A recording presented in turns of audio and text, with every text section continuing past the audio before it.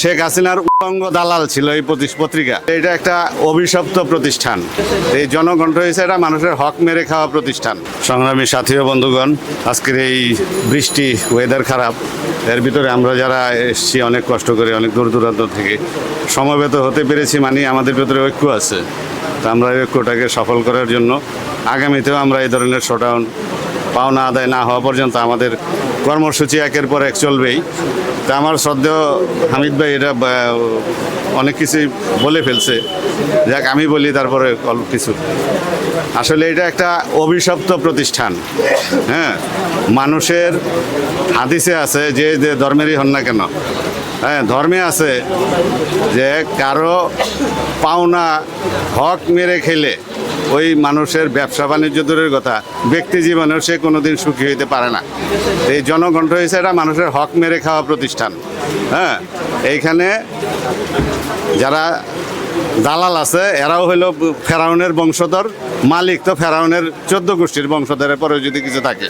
হ্যাঁ, এই ফেরাউনদের কাছ থেকে এই প্রতিষ্ঠান মুক্ত করা যাবে না। এনে অনেক দালালে ভরা। এরা শেখ হাসিনার উলঙ্গ দালাল ছিল এই পত্রিকা।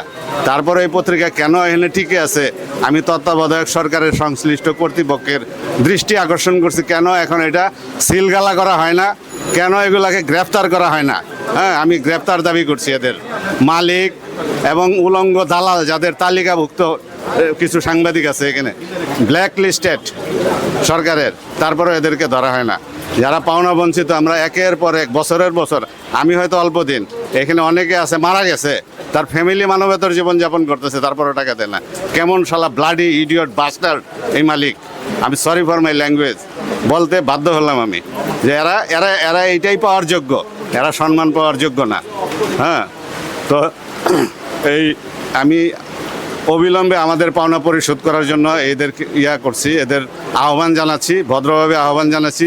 পাওনা পরিশোধ না করলে আমরা আরও কঠোর কর্মসূচি নিব হাতে। আমরা প্রয়োজনে ডিজিএফআই থেকে শুরু করে সরকারি যত গোয়েন্দা সংস্থা আছে সবার সাথে আমরা যোগাযোগ করব।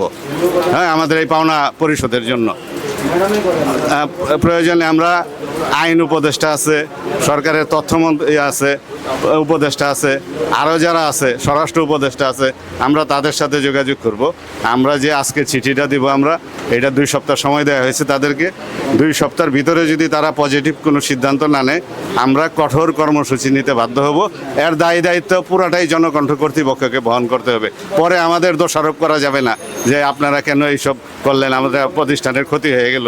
হ্যাঁ, ক্ষতি আপনারা ডেকে আনছেন, আপনাদেরকে বহু সময় দিছে, অনেকেই ধৈর্য ধরছে, অনেকে এখন ধৈর্যের সীমা শেষ, দেয়ালে পিঠ ঠেকে গেছে, আর ধৈর্য ধরার সুযোগ নেই। এখন টাকা কিভাবে দিবেন, বাড়ি বেচবেন না ঘরে শাড়ি বেচবেন, এটা আপনাদের ব্যাপার। হ্যাঁ হ্যাঁ, এটা সিদ্ধান্ত নেবেন এই 2 সপ্তাহ সময়ের ভিতরে। কিভাবে টাকা পরিশোধ করবেন, করতে হবে। হ্যাঁ, you have to bound to pay it, এটা করতেই হবে, এটা কোনো ছাড়াছাড়ি নেই। এতদিন আমরা ঐক্যবদ্ধ ছিলাম না, বিক্ষিপ্তভাবে বিচ্ছিন্নভাবে এটা আমরা একজন চাইছি নানাভাবে।